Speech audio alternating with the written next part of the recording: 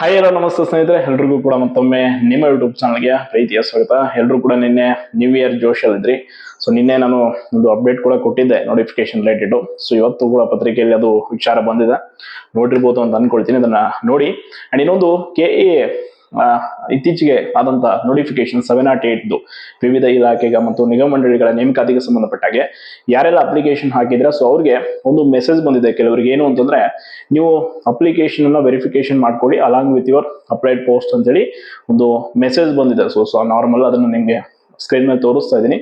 ಈ ರೀತಿ ಯಾರಿಗೆ ಮೆಸೇಜ್ ಬಂದಿದೆ ಸ್ವಂತವ್ರೀಗ ಏನ್ ಮಾಡ್ಬೇಕು ಅಂತಂದ್ರೆ, ನೀವು ಯಾವ ಪೋಸ್ಟ್ ಗಳಿಗೆ, ಕೆಲವರು ಒಂದಕ್ಕಿಂತ ಹೆಚ್ಚು ಪೋಸ್ಟ್ ಗಳಿಗೆ ಅಪ್ಲೈ ಮಾಡಿರ್ತೀರಾ.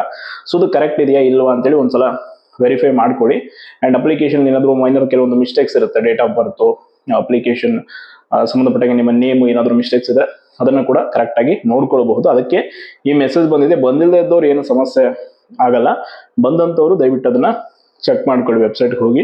ಅಂಡ್ ಇನ್ನೊಂದು ನಾನ್-HK ಎಕ್ಸಾಮ್ಸ್ಗಳು KA ಅದು ಇದೇ 10ನೇ ತಾರೀಕಿಂದ ಈಗ ಶುರುವಾಗ್ತಾ ಇದೆ, ಜನವರಿ 10ರಿಂದ. ಸೊ 10ರಿಂದ ನಿಮ್ಗೆ ಬೇರೆ ಬೇರೆ ದಿನಾಂಕಗಳು ನಿಗದಿ ಆಗಿದೆ. ಆಲ್ರೆಡಿ ವೇಳಾಪಟ್ಟಿಯನ್ನ KA ಅಧಿಕೃತ ವೆಬ್ಸೈಟ್ ಅಲ್ಲಿ ಬಿಟ್ಟಿದ್ದಾರೆ. ಸೊ ಯಾರು ನೋಡಿಲ್ಲ ನೋಡಿ. ಅಂಡ್ 10ನೇ ತಾರೀಕು ಒಂದು ಎಕ್ಸಾಮ್ ಇತ್ತು, ಅದನ್ನ ಒಂದು ಎಕ್ಸಾಮ್ ಮಾತ್ರ ಅದು ಪೋಸ್ಟ್ಪೋನ್ ಮಾಡಿದ್ದಾರೆ 19ಕ್ಕೆ. ಕಾರಣ ಕೂಡ ಕೊಟ್ಟಿದ್ದಾರೆ, ಟೆಕ್ನಿಕಲ್ ಇಶ್ಯೂ ಇಂದ ಅಂತೇಳಿ.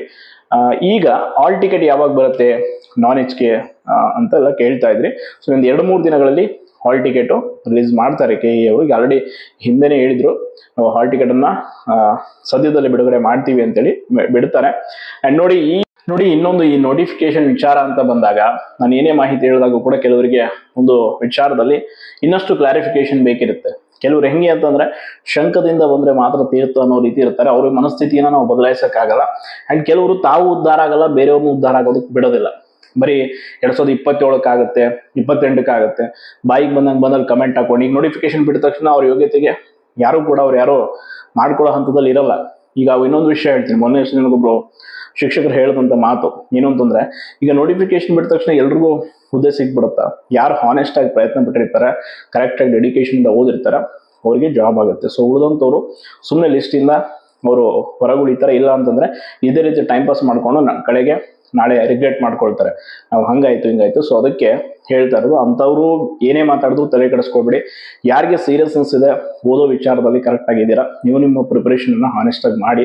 ನೋಟಿಫಿಕೇಶನ್ ಆದ ತಕ್ಷಣ ಎಕ್ಸಾಮ್ ಬರೀಬೇಕಾದ್ರು ನೀವೇ, ಅಂಡ್ ಆಯ್ಕೆ ಆಗೋರು ನೀವೇ ಅಷ್ಟೇ. ಅದನ್ನು ಹೊರತುಪಡಿಸಿ ಬೇರೆ ಎಲ್ಲ ವಿಚಾರಗಳಿಗೆ ತಲೆ ಕೊಡೋದಕ್ಕೆ ಹೋಗಬೇಡಿ. ಒಟ್ಟಾರೆ KA ನೋಟಿಫಿಕೇಶನ್ ಮಾತ್ರ ತುಂಬಾ ಕ್ವಿಕ್ ಆಗಿ ನಡೀತಾ ಇದೆ ಪ್ರೊಸೆಸ್ ಎಲ್ಲ. ಆಲ್ರೆಡಿ ನಿಮ್ಗೆ ಗೊತ್ತಿದೆ, ಕಡ್ಡಾಯಕರಣದ್ದು ಮೊನ್ನೆ ಬರೆದ ರಿಸಲ್ಟ್ ಕೂಡ ಅನೌನ್ಸ್ ಆಯಿತು. ಅಂಡ್ ಇತ್ತೀಚೆಗೆ HK ಎಕ್ಸಾಮ್ ಆಗಿತ್ತು, FES ಅದರದ್ದು ಕೂಡ ಪ್ರೊವಿಷನಲ್ ಸ್ಕೋರ್ ಲಿಸ್ಟ್ ಅನ್ನ ಬಿಟ್ಟಿದ್ದಾರೆ ಈಗ ರಿಸಲ್ಟು. ಹಾಗಾಗಿ ಯಾರೆಲ್ಲ ಕರೆಕ್ಟ್ ಆಗಿ ಓದ್ತಾ ಇದ್ದೀರಾ, ಹಾನೆಸ್ಟ್ ಆಗಿ ಎಫರ್ಟ್ ಆಗ್ತಾ ಇದ್ದೀರಾ, KA ಕಡೆಯಿಂದ ಯಾವುದೇ ನೋಟಿಫಿಕೇಶನ್ ಆದ್ರೂ ಕೂಡ ಅಪ್ಲೈ ಮಾಡಿ ಪರೀಕ್ಷೆಯನ್ನು ಬರೀರಿ.